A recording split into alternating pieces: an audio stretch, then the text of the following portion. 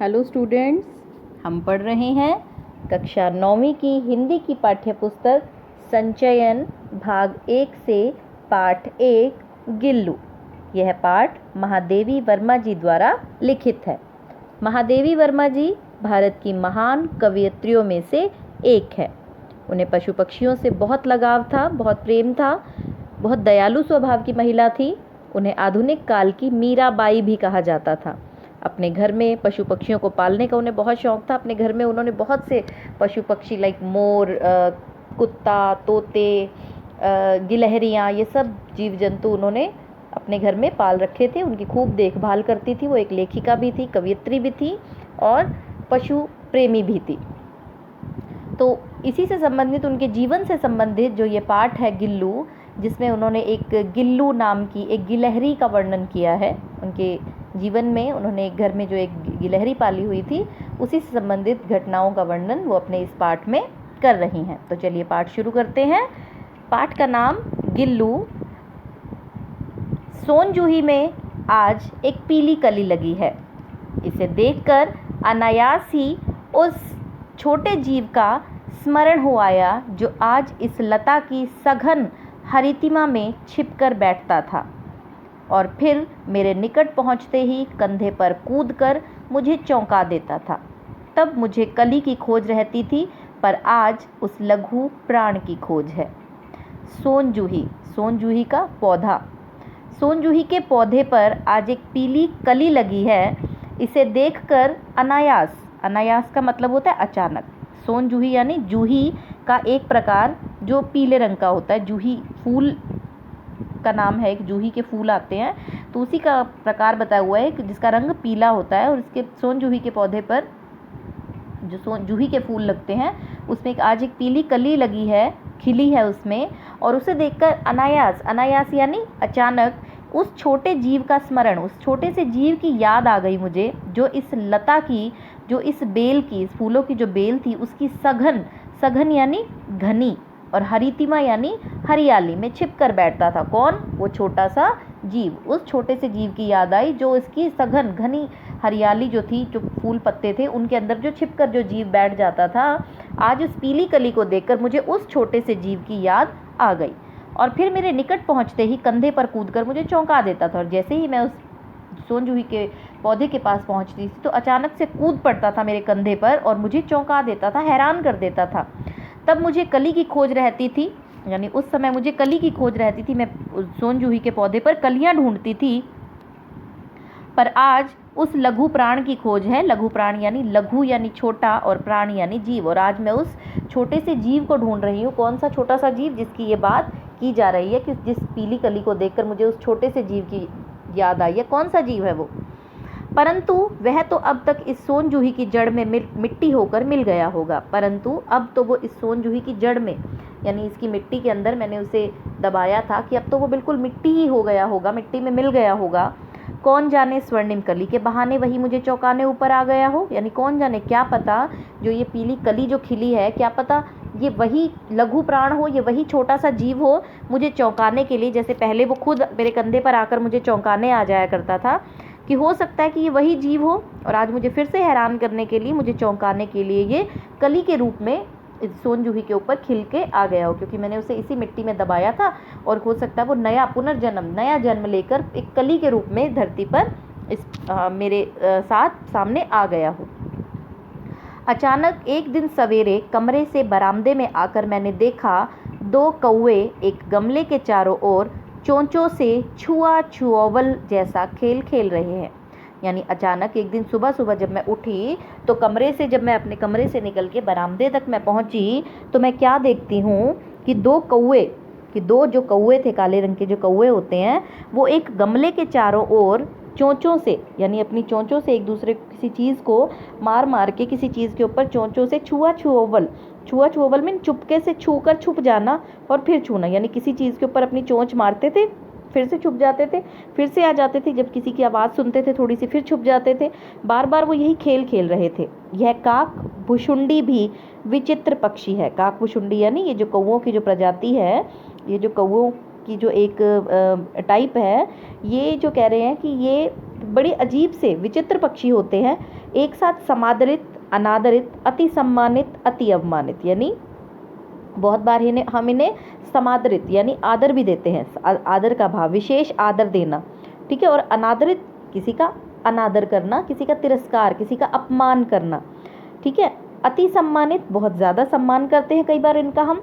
अति अवमानित यानी बहुत ज़्यादा कई बार इनका तिरस्कार, इनका दुत्कारते भी हैं कई बार इनको, यानी अब किस किस फॉर्म में, कई बार हम देखते हैं, कहते हैं कि एक प्राचीन समय के अंदर जब कौवे घर की छत पर आकर काँव काँव करते थे तो उन्हें बहुत शुभ माना जाता था, उन्हें कहा जाता था कि घर में मेहमान आने वाले हैं, ठीक है। दूसरी तरफ कई बार क्या होता था कि जब ये कौवे ज़्यादा काँव काँव करते थे तो कहते थे कि उड़ाओ इनको, क्या कितनी कर्कश आवाज़ है, क्यों इन्होंने घर में इतना शोर मचा रखा है। यानी कि इनको सम्मान की दृष्टि से भी देखा जाता है उन कौवों को, और अपमान की दृष्टि से भी, तिरस्कार की दृष्टि से भी। तो जो लेखिका है वो यही कह रही है कि जो कौवों की जो प्रजाति होती है कि कितना अजीब पक्षी है कि कुछ लोग कई बार हम इनका इतना सम्मान करते हैं और कई बार इनका हम तिरस्कार भी करते हैं।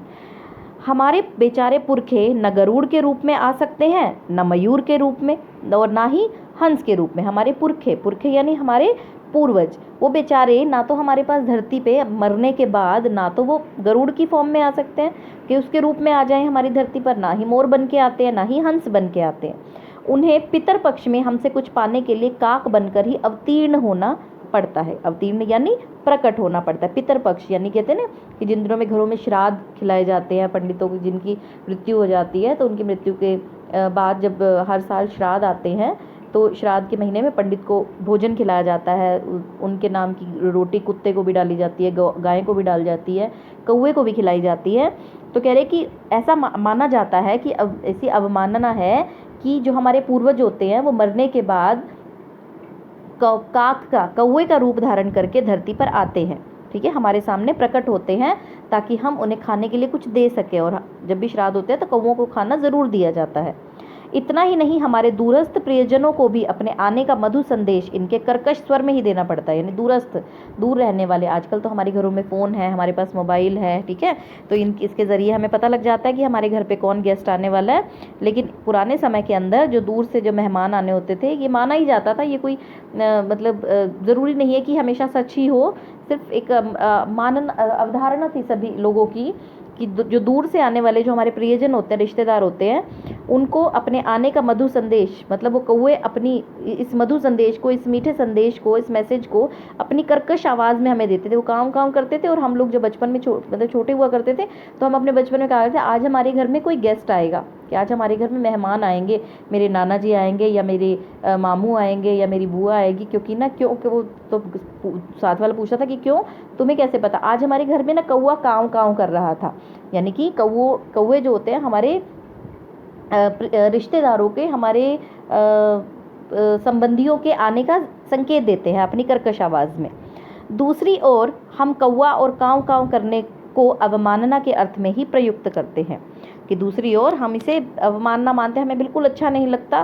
कि एक तरफ मानते हैं कि हमारी अपनी धारणा है कि एक तरफ हम कहते हैं कि कौवे हमारे रिश्तेदारों के आने का संकेत देते हैं और दूसरी तरफ हमें उनकी कर्कश आवाज़ बिल्कुल भी अच्छी नहीं लगती।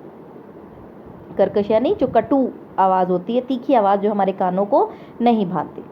मेरे काक पुराण के विवेचन में अचानक बाधा आ पड़ी। यानी अभी मैं अपने दिमाग में यही काक पुराण, कौवे का जो कहानी थी, ये सोच रही थी कि ऐसा होता है ना, ये हमें अच्छे नहीं भी लगते और हमारे फिर भी हमें हमारे प्रियजनों के आने का संकेत भी देते हैं। तो अपने दिमाग में यही सारी कुछ सोचते सोचते अचानक में उसमें एक बाधा आ पड़ी। यानी कि मैं रुक गई, उस सोचते सोचते मैंने सोचना बंद कर दिया कि कुछ ऐसा हुआ कि जिसकी वजह से मेरा ध्यान कौवों की कहानी की तरफ से हट गया।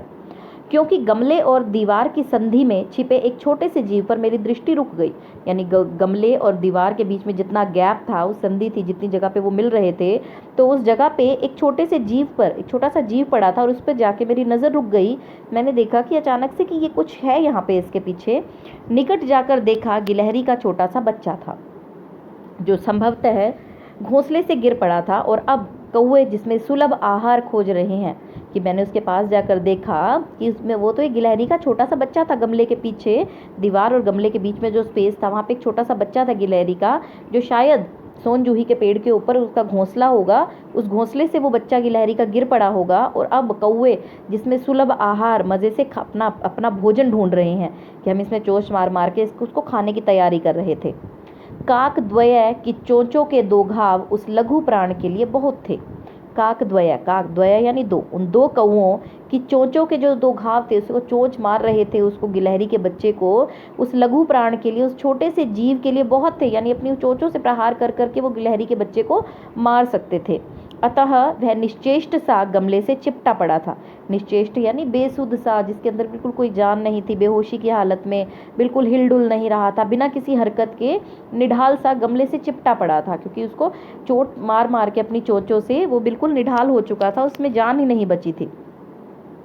सबने कहा कौवे की चोंच का घाव लगने के बाद यह बच नहीं सकता, अतः इसे ऐसे ही रहना दिया जाए।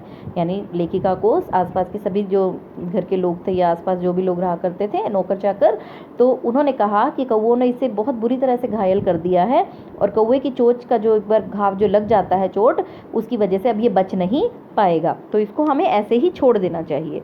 लेकिन लेखिका की जो थी वो जो बहुत पशु पक्षी प्रेमी थी, प्रकृति प्रेमी थी, उसको बिल्कुल भी मतलब उसने उसको गिलहरी को उस हालत में छोड़ना ठीक नहीं समझा। उसका बिल्कुल भी मन नहीं माना कि मैं उसे उसी हालत में छोड़ दूं। तो उसे हौले से उठाकर अपने कमरे में लाई। उसने उस गिलहरी के बच्चे को धीरे से उठाया और अपने कमरे में ले आई। फिर रुई से रक्त पोंछा, उसकी ब्लड साफ किया उसकी बॉडी के ऊपर, जो कौवों ने चोंच मार मार के उसके जख्म बना दिए थे, चोट के निशान। घावों पर पेंसिलिन का मरहम लगाया, पेंसिलिन ऑइंटमेंट था उसके पास, उसने वो लगाया उसकी जहाँ जहाँ उसको चोट लगी थी। रुई की पतली बत्ती से दूध से भिगोकर जैसे जैसे उसके नन्हे मुंह में लगाई, पर मुंह खुल ना सका। कि रुई की पतली सी बत्ती बनाई उसने, ठीक है, जैसे वट हम बना लेते ना, जोत टाइप से, उसको रुई को हाथ से वट लिया, ठीक है, और उसकी एक पतली सी बत्ती बना ली और उसको दूध में डिप किया, भिगोया, और उसको प्रेस करके उसको रुई को, ताकि उसके दूध की जो है कुछ बूंदे उसके मुंह में जा सके। लेकिन वो बेचारा इतनी घायल अवस्था में था, इतना निश्चेष्ट था, इतना निढाल हो चुका था कि बेहोश था कि उसका मुंह भी नहीं खुल पाया, और दूध की जो दोनों बूंदें थी, जो दूध की बूंदें थी, वो उसके दोनों ओर, है ना, मुंह के होठों के दोनों ओर से ढुलक गई, नीचे गिर गई। कई घंटे के उपचार के उपरांत उसके मुंह में एक बूंद पानी टपकाया जा सका। यानी कई घंटे उसका उपचार किया गया, उसका लेखिका ने खूब उसका देखभाल की, उसके घावों पर मरहम लगाया, उसके ब्लड को साफ किया, उसका ध्यान रखा, उसका बहुत देर तक, और कई घंटे उसकी सेवा देखभाल करने के बाद एक बूंद पानी उसके मुंह में जा सका।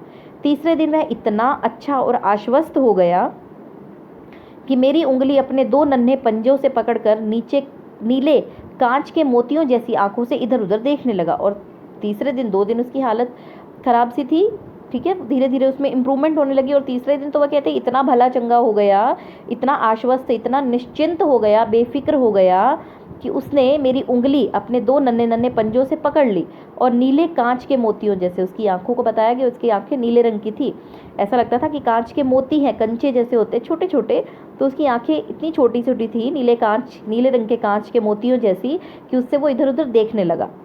3-4 मास में उसके स्निग्ध रोएं, झब्बेदार पूंछ और चमचल चमकीली आंखें सबको विस्मित करने लगी। 3-4 महीने में, यानी इस तरह से दिन बीतते गए, और 3-4 महीनों में ही उसके स्निग्ध यानी चिकने, बड़े सॉफ्ट, सिल्की, स्मूथ जो रोए थे, उसकी बॉडी के ऊपर हल्के हल्के बाल आने लगे, झब्बेदार पूंछ जो थी उसकी पूरी फ्लफी हो गई, झब्बेदार पूंछ बन गई, और उसकी चंचल चमकीली आंखें सबको हैरान करने लगी, बड़ा प्यार लेने लगा सबके साथ, खूब मस्ती करने लगा। हमने उसकी जातिवाचक संज्ञा को व्यक्तिवाचक का रूप दे दिया। जातिवाचक क्या होता है? जैसे अगर हम कोई भी एक पक्षी है, पशु है, कोई भी चीज़ जिसकी पूरी जाति को हम बोलेंगे, लाइक अगर मैंने कहा कि कुत्ता एक पूरी जाति है, ठीक है, लेकिन यदि हम अपने कुत्ते का नाम टॉमी रख दें, तो टॉमी जो है वो क्या हो जाएगा? व्यक्तिवाचक संज्ञा। प्रॉपर नाउन और कॉमन नाउन पढ़ते हैं। डॉग जो होगा वो कॉमन नाउन, जातिवाचक संज्ञा, और यदि हम टॉमी ले देते हैं उसका नाम, तो वो उसका एक पर्टिकुलर नाम हो गया, एक विशेष नाम दे दिया हमने, और वो क्या बन गया? व्यक्तिवाचक संज्ञा। तो अब हमने उसकी जातिवाचक संज्ञा को व्यक्तिवाचक संज्ञा का नाम दे दिया, और इस प्रकार हम उसे गिल्लू कहकर बुलाने लगे। यानी अब तक हम उसे क्या बुलाते थे? गिलहरी कहते थे, और अब हमने उसकी जातिवाचक संज्ञा को एक व्यक्तिवाचक संज्ञा के रूप में बदल दिया, उसको नाम दे दिया गिल्लू। मैंने फूल रखने की एक डलिया, हल्की सी डलिया में रुई बिछाकर उसे तार से खिड़की पर लटका दिया। मैंने एक फूल रखने की एक डलिया थी, बास्केट, टोकरी थी, उसको मैंने उठाया और उसमें हल्की सी रुई बिछा दी और उसे तार से खिड़की के ऊपर लटका दिया। वहीं 2 वर्ष गिल्लू का घर रहा और 2 वर्षों तक यानी 2 वर्षों तक 2 वर्ष यानी वो जो गिल्लू था वो लेखिका के पास 2 वर्षों तक 2 सालों तक रहा। वह स्वयं हिलाकर अपने घर में झूलता, उस टोकरी के ऊपर वो खूब झूलता, उसमें जाके बैठ जाता, उसी में सोता, उसी में खाता और खूब जोर लगा लगा के उसके अंदर वो झूले झूलता और अपने कांच के मनकों सी आंखों से कमरे के भीतर और खिड़की से बाहर ना जाने क्या देखता समझता रहता था, परंतु उसकी समझदारी और कार्यकलाप पर सबको आश्चर्य होता। यानी अपनी छोटी छोटी आंखों से कमरे के भीतर देखता, खिड़की से बाहर न जाने क्या देखता रहता कि, लेकिन उसकी समझदारी और कार्यकलाप पर सबको हैरानी होती कि ये बड़ा समझदार है, किस तरह से इतना एक्टिव है, मतलब कभी ये अंदर देख रहा है, कभी ये बाहर देखता है। जब मैं लिखने बैठती तब अपनी ओर मेरा ध्यान आकर्षित करने की उसे इतनी तीव्र इच्छा होती कि उसने एक अच्छा उपाय खोज निकाला। यानी लेखिका कह रही है कि जब कभी भी मैं पढ़ने बैठती तो मेरा ध्यान आकर्षित करने के लिए उसने एक नई एक्टिविटी सोच ली थी। अब आजकल वो क्या करने लगा कि जब भी मैं अपना काम लिखने पढ़ने का कहना, क्योंकि वो लेखिका थी, कवित्री थी, कविता लिखती थी, कहानियाँ लिखती थी महादेवी वर्मा, तो वो कह रही कि जब कभी भी मैं लिखने बैठती तब अपनी ओर मेरा ध्यान आकर्षित खींचने के लिए उसकी इतनी ज़्यादा तीव्र इच्छा होती कि किसी तरह से लेखिका का ध्यान पढ़ाई से लिखने से हटे और मुझे देखे। तो उसने एक नया तरीका खोज निकाला। वह मेरे पैर तक आकर सर से पर्दे पर चढ़ जाता, यानी मेरे पैर तक आता, धीरे से चुपके से मेरे पैर तक आता और एकदम से पहले मेरे पैर तक आता, मुझे महसूस हो कि मेरे पैर के पास कुछ आया है और वो मेरी तरफ ध्यान दे और फटाफट से पर्दे पर चढ़ जाता और फिर उसी तेज़ी से नीचे भी उतरता और उसके दौड़ने का क्रम तब तक चलता रहता जब तक मैं उसे पकड़ने के लिए ना उठती। यानी वो बार बार कोशिश करता कि लेखिका का ध्यान लिखने से हट के मेरे पास आए, वो मेरे साथ खेले, ठीक है, मेरे साथ समय बिताए। तो बार बार पर्दे के ऊपर नीचे उसे डिस्टर्ब करता बहुत ज़्यादा और ये सिलसिला कहते हैं तब तक चलता रहता जब तक लेखिका खड़ी होकर उसे पकड़ती ना। कभी मैं गिल्लू को पकड़कर एक लंबे लिफाफे में इस प्रकार रख देती कि उसके अगले 2 पंजों और सिर के अतिरिक्त सारा लघुगात लिफाफे के भीतर बंद रहता। यानी कई बार तो मैं क्या करती थी, गिल्लू को पकड़कर एक लंबे लिफाफे में रख देती, जिससे क्या होता था कि उसका 2 पंजे और सिर, आगे वाले 2 पंजे और सिर लिफाफे से बाहर रहता और उसकी जो बाकी पूरी बॉडी लघुगात लघु यानी छोटा, गात यानी शरीर, बाकी जो पूरा जो बॉडी थी उसकी वो लिफाफे के भीतर बंद हो जाती। इस अद्भुत स्थिति में भी मैं कभी कभी घंटों मेज़ पर दीवार के सहारे खड़ा रहकर वह अपनी चमकीली आंखों से मेरा कार्यकलाप देखता रहता। और इस हैरानी वाली स्थिति, मतलब क्या अजीब सा लगता था कि जब उसको सारे को लिफाफे में बंद कर देती थी, ठीक है, तो इस हालत में भी वो खूब एंजॉय करता था। मुझे अपनी नीली नीली आंखों से, छोटी छोटी आंखों से लगातार मुझे देखता रहता, घंटों मेज़ पर दीवार के सहारे खड़ा रहता, मुझे देखता रहता। भूख लगने पर चिक चिक करके मानो वह मुझे सूचना देता और काजू या बिस्किट मिल जाने पर उसी स्थिति में लिफाफे से बाहर वाले पंजों से पकड़कर उसे कुतरता। यानी जब उसे भूख लगती तो मुझे इशारा देता कि अब मेरे भूख का समय हो गया है खाने का, तो चिक चिक चिक चिक की आवाज़ ध्वनि निकालता और मुझे बताता कि मेरा खाने का समय हो गया और लेखिका उसे काजू या बिस्किट देती। और जब बिस्किट और काजू उसके फेवरेट थे, काजू, ठीक है, तो फिर जब वो बिस्किट और काजू मिल जाते थे तो वो उसी हालत में ही, वैसे ही आधा लिफाफे के अंदर और आधा लिफाफे से बाहर, ऐसी हालत में ही वो पंजों से पकड़कर काजू और बिस्किट को उसे खूब मज़े से कुतरता रहता। फिर गिल्लू के जीवन का प्रथम बसंत आया, यानी उसके जीवन का पहली बसंत आई। बसंत का मौसम आया, नीम चमेली की गंध मेरे कमरे में हौले हौले आने लगी। यानी गिल्लू अब बड़ा हो रहा था, 1 साल का हो गया था गिल्लू, ठीक है। उसके जो लेखिका कह रही कि मेरे कमरे में नीम के, क्योंकि वो प्रकृति प्रेमी थी, उसके घर में अगर पशु पक्षी थे तो उसे पेड़ पौधों का भी बहुत शौक था। आसपास के जो पेड़ पौधे थे वहाँ से खूब अच्छी सी सुगंध लेखिका के कमरे में धीरे धीरे आने लगी। बाहर की गिलहरियाँ खिड़की की जाली के पास आकर चिक चिक करके न जाने क्या कहने लगी। यानी कि अब जो बाहर जो उसका बगीचा था वहाँ से भी गिलहरियाँ चिक चिक करके आती, न जाने क्या कहती, क्योंकि वो पशुओं की भाषा पशु पक्षियों की सिर्फ पशु पक्षी ही समझ सकते हैं।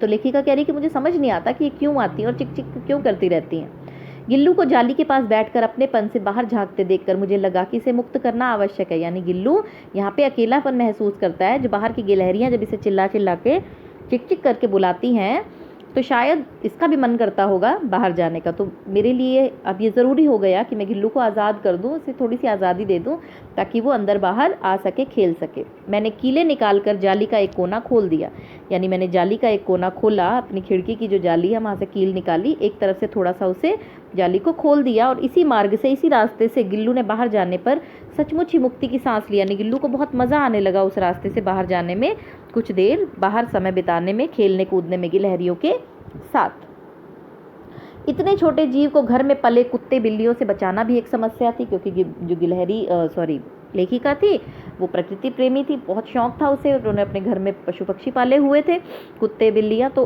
लेखिका के लिए बहुत बड़ी समस्या थी, क्योंकि कुत्ते बिल्लियाँ किसी भी समय उस पर हमला कर सकते हैं, उसे खा सकते थे उसे पकड़ के। तो आवश्यक कागज़ पत्रों के कारण मेरा बाहर जाने पर कमरा बंद ही रहता था, और जो गिल्लू था वो लेखिका के कमरे में ही रहता था, और जिस समय लेखिका घर से बाहर रहती थी उस समय गिल्लू कमरे के भीतर ही होता था।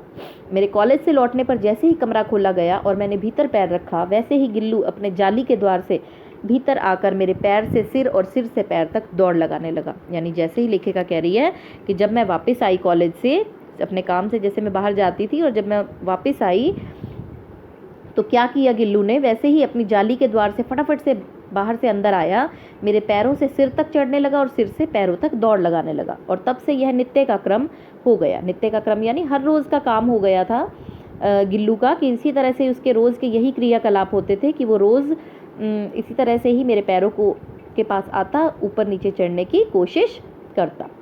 मेरे कमरे से बाहर जाने पर गिल्लू भी खिड़की की खुली जाली की राह बाहर चला जाता, कि जैसे ही मैं कमरे से बाहर जाती गिल्लू भी उसी रास्ते से खिड़की से बाहर निकल जाता था, और दिल भर गिलहरियों के झुंड का नेता बन हर डाल पर उछलता कूदता रहता, खूब मस्ती करता लेखिका की एब्सेंस में। और ठीक 4 बजे वह खिड़की से भीतर आकर अपने झूले में झूलने लगता। मुझे चौंकाने की, यानी 4 बजे का समय था उसका, कि गिल्लू 4 बजे लेखिका के आने से पहले ही के आते ही कमरे के भीतर उसी जाली वाले रास्ते से अंदर आ जाता। मुझे चौंकाने की इच्छा उसमें न जाने कब और कैसे उत्पन्न हो गई, यानी मुझे पता ही नहीं चला कि किस समय उसके मन में ये इच्छा पैदा हो गई कि इस तरह से लेखिका को मैंने अट्रैक्ट करना है, उसे हैरान करना है, उसे एकदम से चौंका देना है, कि एकदम से उसके पास आना, उसके ऊपर चढ़ जाना, उसके कंधों तक चढ़ जाना। कभी फूलदान के फूलों में छिप जाता, तो कभी पर्दे की चुन्नट में, और कभी सोनजूही की पत्तियों में। तो मुझे हैरान करने के लिए, और मैं हैरान परेशान होती थी, कहाँ गया गिल्लू, कहाँ गया, तो इसलिए मुझे हैरान परेशान करने के लिए कभी तो वो पर्दे की उसमें चुन्नटों में छिप जाता, कभी फूलों के बीच में छिप जाता। तो मेरे पास बहुत से पशु पक्षी हैं और उनका मुझसे भी लगाव भी कम नहीं है, परंतु उनमें से किसी को मेरे साथ मेरी थाली में खाने की हिम्मत हुई है ऐसा मुझे याद नहीं आता। यानी मेरे घर में बहुत से पशु पक्षी हैं, लेकिन आज तक और सबके साथ मेरा बहुत प्यार है, लेकिन आज तक उनमें से किसी जीव जंतु की, किसी पशु पक्षी की इतनी हिम्मत नहीं हुई कि वो मेरी मेज़ पर आकर मेरी थाली में बैठकर खाना खाए। गिल्लू इनमें अपवाद था। अपवाद यानी सामान्य नियम को बाधित करने वाला, सामान्य जो नियम होते हैं उनको तोड़ने वाला। मैं जैसे ही खाने के कमरे में पहुंचती, वह खिड़की से निकलकर आंगन की दीवार, बरामदा पार करके मेज़ पर पहुंच जाता और मेरी थाली में बैठ जाना चाहता। यानी जैसे ही मैं खाने की मेज़ पर पहुंचती, खाने के कमरे में जाती, तो फटाफट से कहीं भी होता दौड़ा चला आता और मेरे मेज़ पर आकर बैठ जाता और मेरी थाली में बैठने की कोशिश करता। बहुत कठिनाई से, बड़ी मुश्किल से मैंने उसे थाली के पास बैठना सिखाया, जहाँ बैठकर वह मेरी थाली में से एक एक चावल उठाकर बड़ी सफाई से खाता।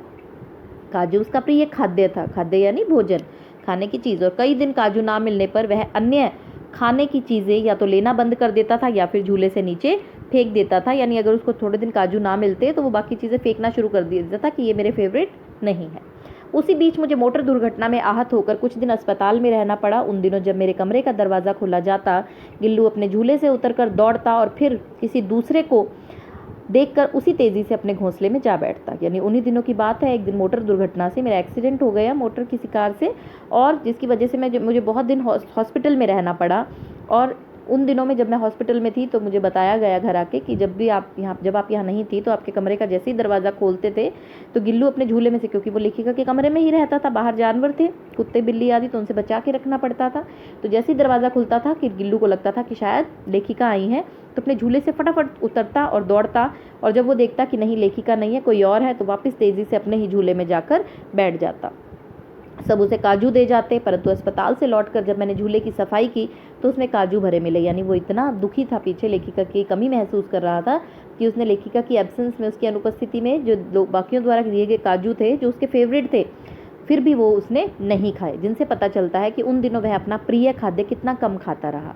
मेरी अस्वस्थता में वह तकिए पर सिराने बैठकर अपने नन्हे नन्हे पंजों से मेरे सिर और बालों को इतने हौले हौले सहलाता कि उसका हटना एक परिचारिका के हटने के समान लगता। कि यानी कि जब मेरी अस्वस्थता, जब मेरी बीमारी की हालत में मेरे तकिए पर, मेरे पिल्लों के ऊपर मेरे सिरहाने बिल्कुल मेरे सिर के साथ बैठ जाता और अपने नन्हे नन्हे पंजों से मेरे सिर और बालों को इतने हौले हौले धीरे धीरे सहलाता रहता, मेरे बालों में हाथ फेरता रहता कि ऐसा लगता कि जब वो हट जाता था तो ऐसा लगता था कि जैसे एक नर्स मेरी सेवा करते करते उठ गई है। यानी एक नर्स की तरह उसने, परिचारिका यानी नर्स की तरह उसने मेरी सेवा की है। गर्मियों में जब मैं दोपहर में काम करती रहती तो गिल्लू ना बाहर जाता ना अपने झूले में बैठता। उसने मेरे निकट रहने के साथ गर्मी से बचने का एक सर्वथा नया उपाय खोज निकाला। यानी गर्मियों के मौसम में जब दोपहर में मैं अपना लिखने पढ़ने का काम करती रहती तो भी गिल्लू बाहर नहीं जाता था गर्मी में, और ना ही अपने झूले में बैठता था। मतलब मेरे पास बैठने का उसने एक नया तरीका ढूंढ लिया था। वह मेरे पास रखी सुराही पर लेट जाता, मटका टाइप सुराही होती है ना, और उसमें ठंडक सी महसूस होती, उसी के ऊपर लेट जाता और इस तरह वो मेरे पास भी रहता और उसे ठंडक भी महसूस होती। गिलहरियों के जीवन की अवधि 2 वर्ष से अधिक नहीं होती। यानी गिलहरियों की जो ज़िंदगी होती है, जो टाइम पीरियड होता है जब तक वो जीवित रहती है, वो सिर्फ 2 साल से ज़्यादा नहीं होती। अतः गिल्लू की जीवन यात्रा का अंत आ ही गया, और गिल्लू 2 वर्ष का होने को था और उसकी जीवन यात्रा, जैसे सभी गिलहरियाँ 2 साल से ज़्यादा जीवित नहीं रह सकती, तो इस तरह गिल्लू के भी 2 वर्ष समीप पूरे होने को थे। उसका भी अंत निकट आ रहा था। दिन भर उसने कुछ ना खाया ना बाहर गया। रात में अंत की यातना में भी वह अपने झूले से उतरकर मेरे बिस्तर पर आया और ठंडे पंजों से मेरी वही उंगली पकड़कर हाथ से चिपक गया जिसे उसने अपने बचपन की मरणासन स्थिति में पकड़ा था। यानी अब उसके जीवन का अंत आ गया था। दिन भर उसने कुछ भी नहीं खाया, ना ही वो बाहर गया। रात में अंत की, यानी रात के समय जो उसका अंतिम समय था, वो बड़ी तकलीफ में था।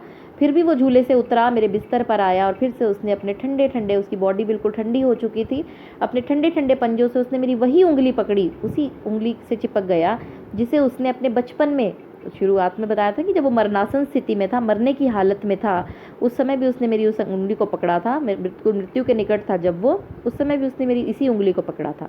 पंजे इतने ठंडे हो रहे थे कि मैंने जागकर हीटर जलाया और उसे उष्णता देने का प्रयास किया। यानी उसके पंजे, उसकी बॉडी इतनी ठंडी हो रही थी कि मैं उठी और मैंने हीटर जलाया ताकि उसकी बॉडी को गर्मी मिल सके और उसे उष्णता यानी गर्मी मिल सके, कोशिश की। परंतु प्रभात की प्रथम किरण के स्पर्श के साथ ही वह किसी और जीवन में जागने के लिए सो गया। लेकिन प्रभात यानी सुबह की पहली किरण, सुबह के सूरज की जो पहली किरण थी, उसके उगने के साथ साथ ही वो किसी और दुनिया में, यानी पुनर्जन्म, अगले जन्म, किसी और रूप में पैदा होने के लिए, किसी और जीवन में जाने के लिए वो सो गया, यानी उसकी मृत्यु हो गई। उसका झूला उतार कर रख दिया गया है और खिड़की की जाली बंद कर दी गई है। परंतु गिलहरियों की नई पीढ़ी जाली के उस पार चिक चिक करती ही रहती है और सोन जूही पर बसंत आता ही रहता है। यानी अब मेरे का झूला भी उतार दिया, जाली भी बंद कर दी, लेकिन फिर भी वहाँ पे गिलहरियों की नई पीढ़ी, जो और गिलहरियाँ हैं, वो हर रोज़ वहाँ चिक चिक करने आती हैं और सोन जूही पर बसंत आता ही रहता है। यानी सोन जूही के ऊपर रोज़ नई पीली कलियाँ खिलती ही रहती है। सोन जूही की लता के नीचे गिल्लू की समाधि दी गई है, इसीलिए भी कि उसे वह लता सबसे अधिक प्रिय थी। सोन जूही की जो लता थी, बेल थी, उसके नीचे गिल्लू की समाधि बना दी गई, क्योंकि उसी सोन जूही के पौधे के जो नीचे मिट्टी में गिल्लू को दबा दिया गया, गिल्लू के शरीर को, इसीलिए भी क्योंकि उससे लता सबसे, क्योंकि गिल्लू को जो सोन जूही की लता बहुत प्रिय थी, उसी के ऊपर खेलने के लिए वो रोज़ गिलहरियों के साथ बाहर जाता था। इसीलिए भी कि उस लघुगात का किसी वासंती दिन जूही के पीताव जैसे छोटे फूल में खिल जाने का विश्वास मुझे संतोष देता है, कि मुझे लगता है कि उस लघुगात का, उस छोटे से जीव का, कि शायद वो जूही के पीताव, जूही के पीले रंग के फूल के रूप में दोबारा से कभी खिल कर आए और उसका जो जन्म है, नया जन्म, शायद वो जूही के पीले फूल के रूप में वापस मेरे पास दोबारा लौट कर आए। और यही जो है वो लेखिका कह रही कि मुझे इसी से ही बहुत संतुष्टि होती है। इस पीले फूलों को देखकर ही मुझे लगता है कि जो गिल्लू है वो अभी भी मुझे छोड़कर नहीं गया है। उसने अपना गिलहरी का जो रूप है वो त्याग दिया है, उसकी मृत्यु हो चुकी है, लेकिन जो अगले जन्म में वो फिर से जन्म लेकर मेरे पास इस सोन जूही के फूल के रूप में दोबारा से लौट कर आया है। ठीक है, इसी तरह से ही यह कहानी समाप्त होती है। इस कहानी से संबंधित जो प्रश्न है वो आपको असाइनमेंट की फॉर्म में दिए जाएंगे, जो आपने अपनी नोटबुक में लिखने हैं। धन्यवाद।